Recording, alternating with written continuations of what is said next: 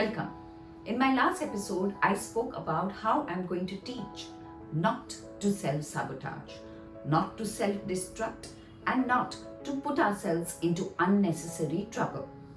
If you remember the examples I gave about the diabetic eating sweets, about someone in debt gambling, and about us polluting the air with crackers because we believed that if we didn't celebrate Diwali in the way it was supposed to be celebrated, we would be subduing our festivities.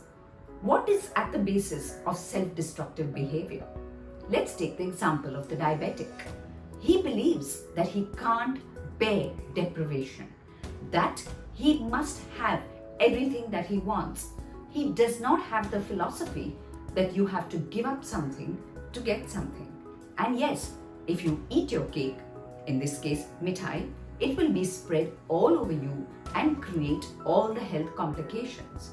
So if you want not to be a self-sabotaging person, develop the philosophy of giving up something to get something. Take the example of the gambler who, in spite of being in debt, believes that Lady Luck will shine on him and somehow his debts will vanish.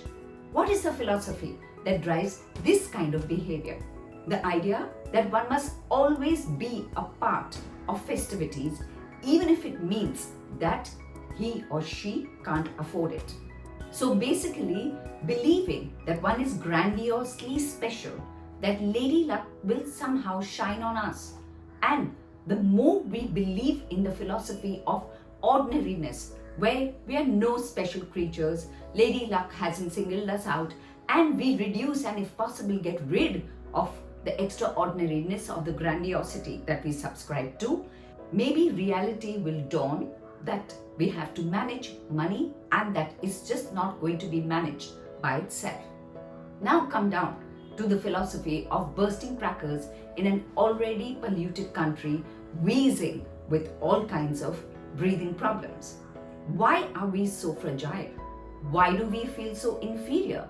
Yes, a person who constantly needs to assert his religious supremacy actually suffers from a severe inferiority complex. So one has to ask, why does one feel so inferior that one has to tom-tom what one's religion is?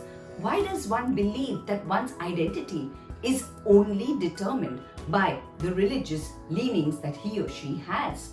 So, if you want to develop a non-self-sabotaging persona where you don't self-destruct, believe that you have much more to show than simply your religious identity.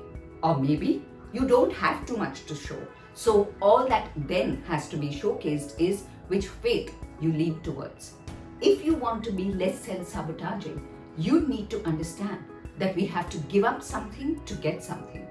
And if you want to be less self-sabotaging, drop your grandiosity and accept that you're very ordinary.